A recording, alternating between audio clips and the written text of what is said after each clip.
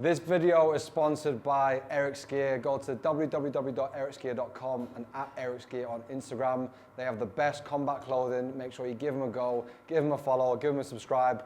And a massive thank you to Azam here. Thanks to him, we've come to Hazev Restaurant. They've sorted us out with the best hospitality. If you're in London or Canary Wharf, make sure you come down and get some good food because it looks unbelievable. Thank you, Azam, brother. Turkish food, yeah? There we go. Thank you, mate. Cheers. Thank you. All the best. Fighting this Saturday is prospect Sam Patterson making his debut from Dana White's Contender Series. Sam, thank you for coming on, mate. No, pleasure. How are you? Very well, thank you. Enjoying fight week and yeah, just embracing every single day. So lovely to be here and great to sit down with yourself. Like we were just saying on the walk here, you know, it's not only the fact that it's your debut on such a big show, but you're a local boy. You're fighting in your hometown. Does that make it extra special? Yeah, extra special, and it's actually a bit foreign to me, to be honest, because I've been fighting abroad for the last 4 years. So traveling to the travel here was an hour. Got out the car and we're like, we're here. Whereas the last 4 years, it's an hour travel to the airport, traveling for however many hours. Then you're in all these different countries, which is an amazing experience in itself. Don't get me wrong, and it's prepared me for this moment. But the fact of just being at home and for the biggest organisation in the world, it's very fitting. It feels right.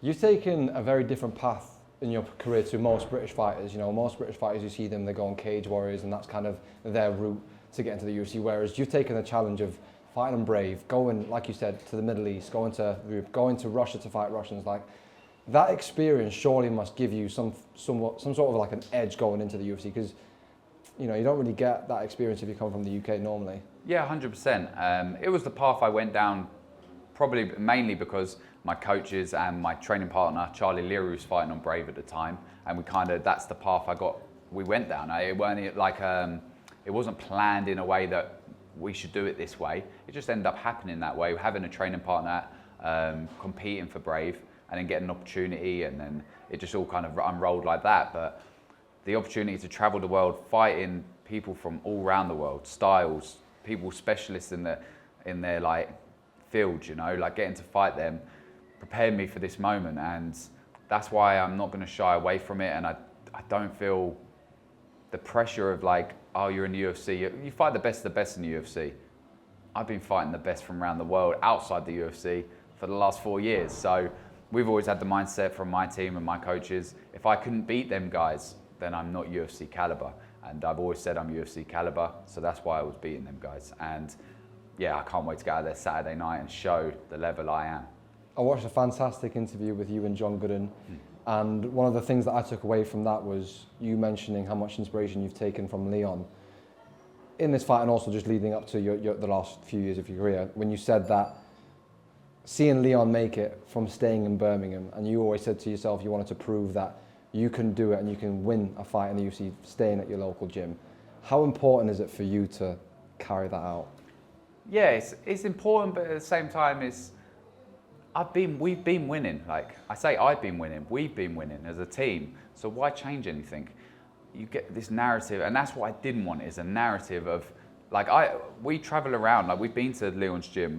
I've been to Tiger Muay Thai. I've travelled around to get experiences, but I didn't want that to be the narrative for my UFC debut, because then that becomes the kid from the local scene or a little gym, travelled out into Tiger Muay Thai to a big gym, and look, he's in the UFC. No, I got to the UFC with the team I have around me.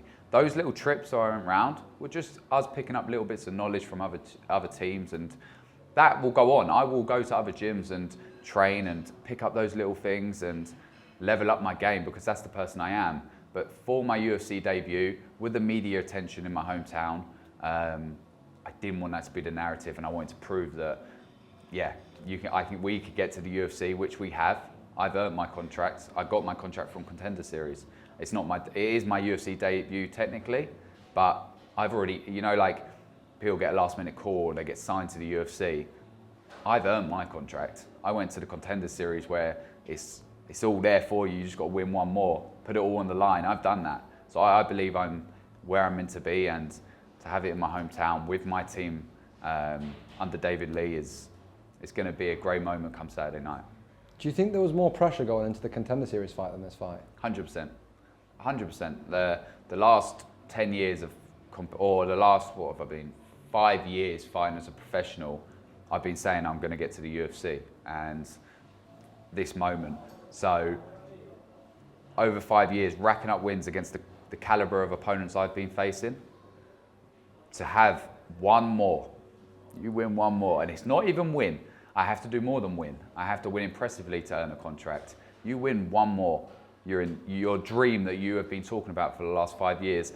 The sacrifices you've put over the last 5-10 years, it's not just fights, it's the training camps, the injuries, you win one more, you're going to get your contract and you're going to make that dream a reality. And yeah, that pressure is something I don't think I'll face again till I fight for a UFC title, because that's another, like, I knew I'd get to the UFC and I am exactly where I'm meant to be, but those next things like a gold belt, that's like, again, that's that. I don't think I'll feel that pressure till then, and I'll be ready for it when it comes. But yeah, I'm just ready to go out there and perform Saturday night.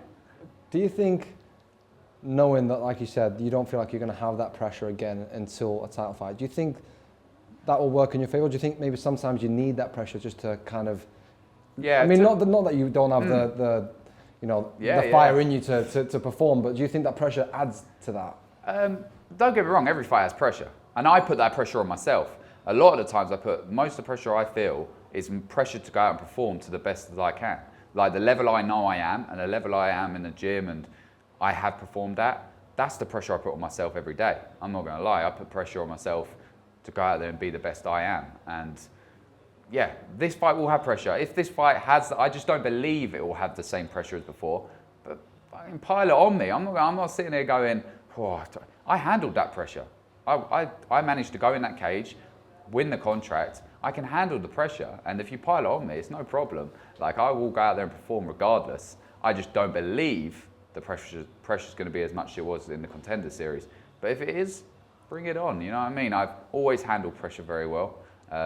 I actually think I perform better under pressure. Some of my best performances have been when I'm in a hostile place with people booing me and the pressure's on.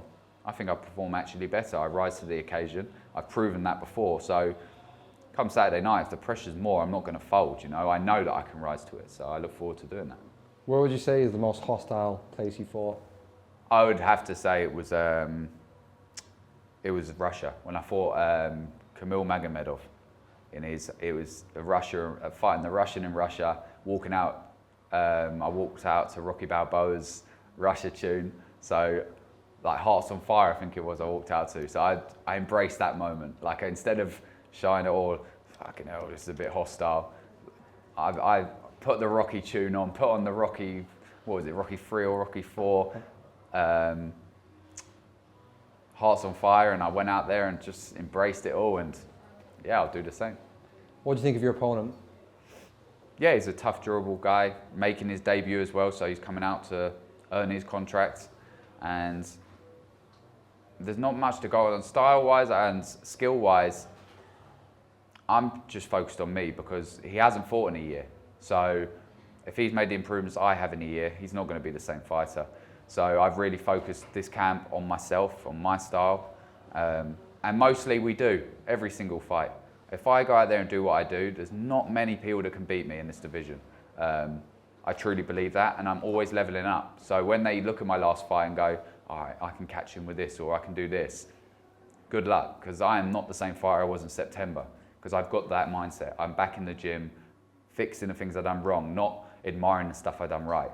So yeah, come Saturday, it's going to be a tough fight, as long as it lasts, but I will find the finish in 15 minutes and perform in front of my home crowd.